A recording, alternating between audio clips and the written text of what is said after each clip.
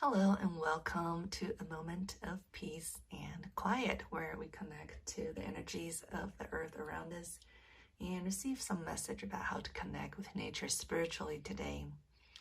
I believe that when we pay some attention to connecting with nature, whether that's mindfully or spiritually, it always helps us restore something little by little within ourselves or externally in things that we do outwardly with connection to the world. And let's take a deep breath together.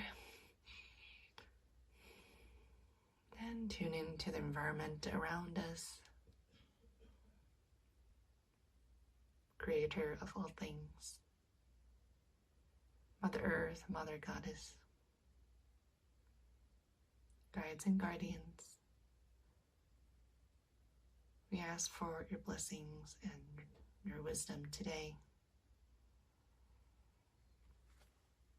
How can we connect spiritually with nature today?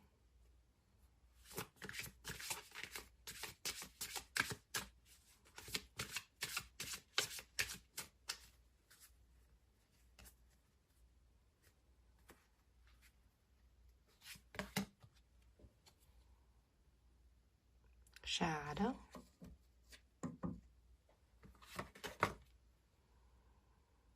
Cloud.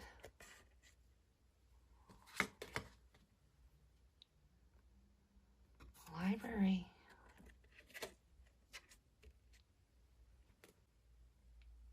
It seems that having space to ourselves, having room to grieve or to be truthful is necessary before we can share our energy and our attention with others.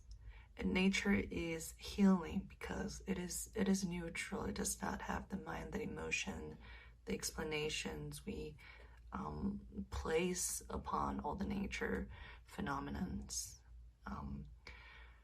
And sometimes staring into that vast neutrality is when it's like looking into a mirror, but less intensely so. We are with ourselves, and when we are given the chance or the prompt to face ourselves, that's when we can observe our reactions. The sky is an amazing thing.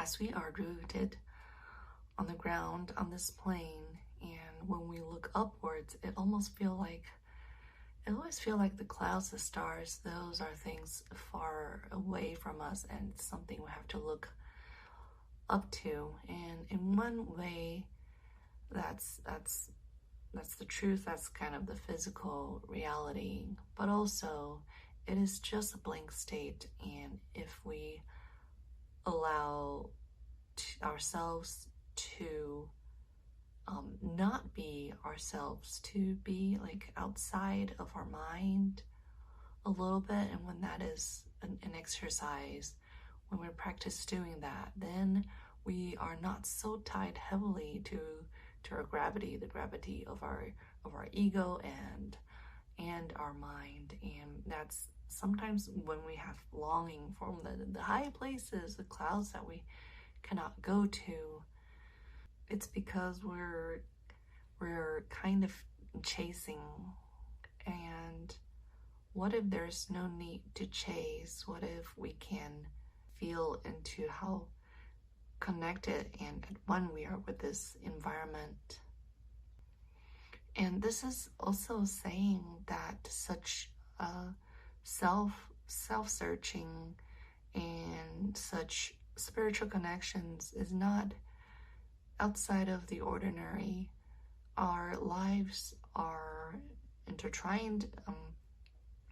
Our lives are composed of all these experiences. We go back to our life with other humans in the city, following society structures, but that we're trying to live in a way where that life lifestyle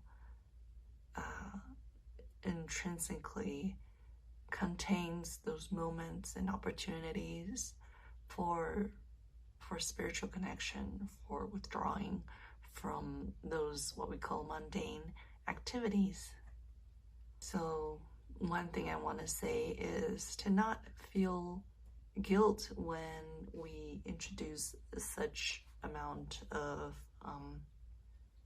space or quiet or non-productivity into our daily routines, because it is when we're kind of doing things too. If that's not what we're used to, that is us creating experience. That is us opening up a communication inwards and towards the divine. And those are experiences that will enrich our lives when we're sharing or learning or with others, or incorporating into our other activities in life. So today I was debating if I want to do a little bit of a short meditation outside, just because it's so cold and it's kind of unnecessary to spend time outside if I'm not moving around or trying to get somewhere.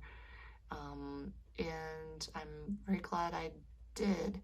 It was a very short amount of time, but it is a connection. It is a gateway opened.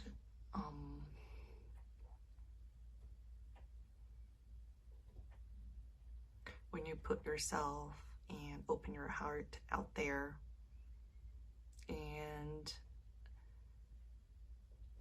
when there's variation like that, and I'm not stuck at a office desk the whole day, it adds more variety and experience to my life. And that's, I think, how I can perceive more and continue to learn. So introduce those times of spaciousness and mystery into our lives, because that's how we gain more experience.